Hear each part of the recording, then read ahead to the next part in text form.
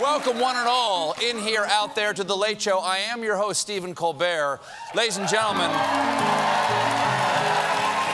we are 18 months into this coronavirus party, and I think I speak for a lot of us when I say, barkeep, how about another round of shots? And we're gonna get them. We're gonna get them because yesterday the FDA authorized Pfizer booster shots for Americans 65 and older. That is great news. And to make sure only seniors get the shot, the vaccination site is a Denny's between the hours of 3 o'clock and 4:15. And the password is, I miss payphones. Now, along with seniors, the agency okayed boosters for those in workplaces with high exposure risk and those with high-risk conditions, like diabetes or living in Florida. And it's not just Florida. More on that later. Or earlier, one of the two. It's not just seniors lining up for shots this week. Pfizer announced that its COVID-19 vaccine works in kids ages 5 to 11. Finally, our children will be safe from COVID so they can go back to spreading every other disease known to man. They're adorable cesspools. Experts estimate that millions of elementary school students could begin to receive shots around Halloween. Now, kids can't get the same dose as adults, so this Halloween, get ready for fun-sized Pfizer. But parents, don't forget to check the needles to make sure there's not a razor blade in there. Now, not enough Americans are getting vaccinated because of all the bad advice going around out there, and I'll tell you about the latest in tonight's edition of Disinformation Station. I like big balls, and I also lie! Tonight's Whopper comes from disgraced former national security advisor and man wearing a Halloween mask of Michael Flynn. On Tuesday, Flynn appeared on a right-wing podcast and spread this bit of insanity. Somebody sent me a thing this morning where they're talking about putting the vaccine into salad dressing or salads. Have you seen this? Yes. Have you seen this? Nope.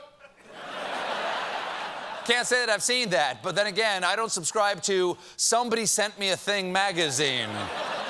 Somebody sent me a thing. That's how he leads off. This man used to be the national security advisor. In his advisory capacity, I wonder if he ever walked into the Oval Office and said, Mr. President, somebody sent me a thing. And let me get this straight. Flynn claims that the government's plan is to sneak the vaccines into American food, and their chosen vessel is salad? Really? You might want to put it in something we actually eat, like Pizza Hut's Vax Lovers Pizza. They bake the needle right into the crust. Oh, man. I could go for a slice, always. Where did Flynn get the idea? Well, it was likely spawned by a new study about how mRNA vaccines could one day be grown in edible plants such as lettuce, meaning they could be stored at room temperature. Yes, the perfect long-term storage device, lettuce. Next, it's going to be avocados and unrefrigerated shrimp. But the fact-checkers have already evaluated Flynn's claim and declared the COVID-19 vaccine is not being put into salad dressing, nor has anyone proposed such a thing. So it's been debunked, but I'm still suspicious. If salad dressings are so innocent, how come they're made in a hidden valley? That ranch should be on top of a hill where we can all see it. Now, if true, who's behind this plan? Is it the Russians? Is it the French? Is it the Italians? Or is it the creamy Italians? Or the zesty Italians? I mean, you could search 1,000 islands and never find the answer. And I, for one, pray to the green goddess that this doesn't rewrite my DNA and make me a new man. I certainly hope I don't regret getting it. Blue cheese. Now, Thank you. Thank you. I'm angry. I'm angry. Am I? I'm suspicious. Now, vaccines aren't the only way to stay safe. There are also masks. And in an effort to protect New Yorkers on the subway, the MTA is going to start issuing $50 fines to riders not wearing masks. Yeah, damn straight. About time. About damn time. You hear that? Subway breakdancers who are selling sandwiches while masturbating? Put on a mask, or there will be consequences. Speaking of masturbation, the UN General Assembly is in town this week. It's an opportunity for world leaders to meet and exchange innovative COVID strains. Going into it, the U.S. and France were having a bit of a kerfuffle, or as they say in French, un petit kerfuffle. It started last week when French leaders got mad about the deal between the U.S. and U.K. to build nuclear submarines for Australia. And nothing is more insulting to the French than being left out of a three-way. Now, France got their pantaloons in a chignon because they had their own deal to build submarines for Australia, but the Aussies backed out saying French submarines were inferior to the technology offered by the U.S. and the UK.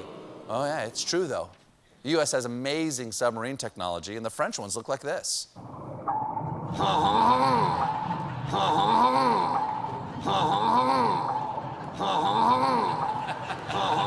Very loud. They're very, very loud. And they go stale. Oh, yeah. Yeah. They go stale. You got to make them to croutons the next day. The feud was so ugly that for the first time in history, the French ambassador to the U.S. was recalled to Paris. In retaliation, the U.S. State Department recalled Emily from Paris.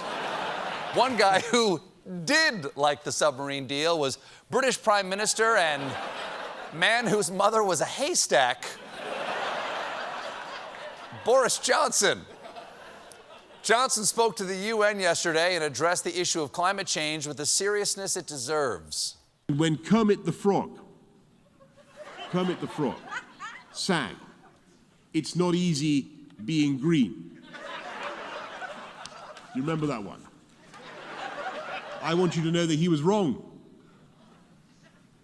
He was wrong. It is easy. It's not only easy, it's lucrative and it's right to be green. Although he was also unnecessarily rude to Miss Piggy, I thought, Kermit the Frog. We have been as cruel to the climate as Statler and Waldorf were to Fozzie Bear. Remember that one? Remember that episode? Animal is beating the drums of alarm. We must heed the garbled ramblings of the Swedish chef. Very upset about sea level rise. If we don't, things will go gonzo.